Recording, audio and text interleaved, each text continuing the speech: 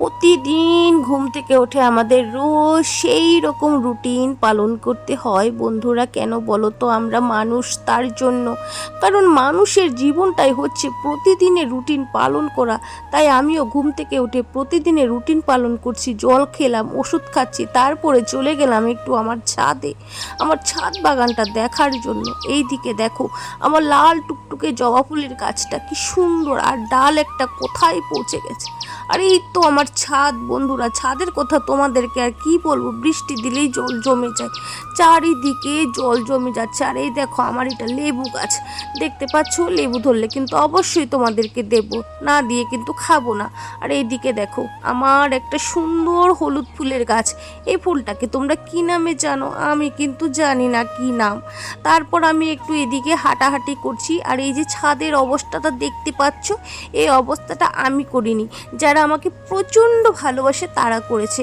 কারণ ওরা আমাকে এইরকম ভালোবাসে, কারণ একটু কি বলবো, সেই আর কি পুরানো দিনের কথা, ঘর ঘর কি কাহানি। তারপরে এদিকে দেখো আমার একটা ছোট্ট গাছে লেবু ধরে আছে। এই লেবুটার নাম নাকি শুনেছি বাতামি লেবু, তোমরা কি বলো জানি না, আমি বলি বাতামি লেবু।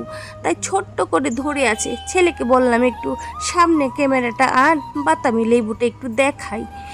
তো বন্ধুরা দেখো, এই হচ্ছে আমার বাতামি লেবু। আর এদিকে আমি একটু মুখের ভিতর পান খেয়ে নিয়ে উপরে উঠে গেছিলাম, তো এদিকে আমি বলছি দেখো কি বৃষ্টি।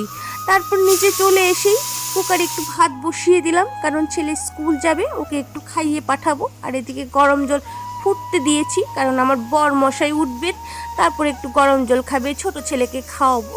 তারপরে ভাতটা প্রায় হয়েই গেল আমার। তারপর দুপুরবেলা আর কি করব, এই দেখো চারিদিকেই বৃষ্টি, কারণ মেঘলা ওয়েদার দেখতে পাচ্ছিলে না, সেই জন্য চারিদিকেই বৃষ্টি। আর কি হারে না পড়ছে বৃষ্টিটা, দেখো এইভাবে যদি বৃষ্টি পড়ে তাহলে বন্যা হবে না? তার ফাঁকে আমি চান করে আসলাম, বৃষ্টিতে করিনি, বাথরুমে গিয়ে চান করে আসলাম। চান করে এসে তারপর তোমাদেরকে একটা জিনিস দেখাই, চলো আমি কি কিনেছি। এই দেখো, আমি তো এখন বড় ব্লগার হয়েছি না, মানে অনেক ভিডিও টিডিও করি, তো তাই একটা মাইকের প্রয়োজন, কারণ আমার কথা তো এত দূর শোনা যায় না। তারপর এটাকে একটু খুলে দেখানোর চেষ্টা করলাম তোমাদের। তাই কি একটা খুলে মানে মাইকটা খুলে দেখাতে পারলাম, কিন্তু সাথে যেটা ছিল এটাকে কি বলে নামটাম জানি না, সেটা আর খুলে তোমাদেরকে দেখাতে পারলাম না। তাই দেখো আর পারছি না, চেষ্টা করছি, কারণ এক হাতে মোবাইল ছিল তো, তার জন্য। এটা অবশ্য বিনা মাইকেই আমি তোমাদেরকে ভয়েসটা দিচ্ছি। তারপর বসে গেলাম খেতে। দেখো কি দিয়ে খাচ্ছি বলো তো? পনির দিয়ে। জীবনে কোনোদিনও তোমরা পনির খেয়েছো বন্ধুরা? তোমরা মনে হয় খাওনি, আমি খাচ্ছি দেখো। আমার মতো পনির মনে হয় কেউ খায় না। তো ব্লগটা এখানেই শেষ হলো, কেমন লাগে?